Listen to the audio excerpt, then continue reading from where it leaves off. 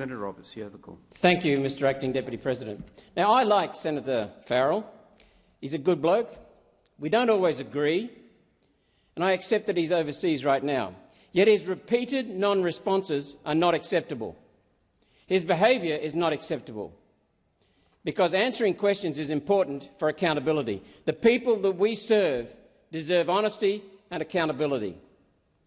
Senators, there's only one word to describe this government's attitude to Senate estimates, to questions on notice and to the orders for the production of documents. That word is contempt. They continue to treat this chamber with contempt. Almost every order by this Senate to produce information is met by this government with contempt. And it is appropriate that we begin to treat the ministers who treat this Senate with contempt appropriately. We have had explanation after explanation after explanation from ministers. Ministers are all too happy to come into this place and cop a lashing for an hour and continue to refuse to produce the information that this Senate has ordered. The explanations are not good enough, intentionally inadequate, and it is not good enough that this Senate continues to accept them without any further action. It's time for this Senate to use its constitutionally enshrined powers to hold ministers to account, and that must be through charges of contempt when they continue to disrespect this Senate's orders.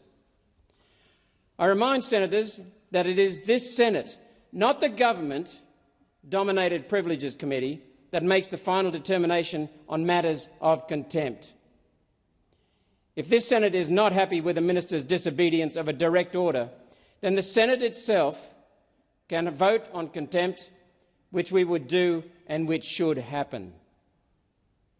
The time for meaningless, hollow blather in explanation after explanation after explanation is over. Start serving the people or face contempt motions. There are jail cells in the basement. It's time for the executive government to be reminded why they're there. That's not a joke, that is fact. It's time for the government to be reminded why the jail cells are in the basement. Senator Broughton.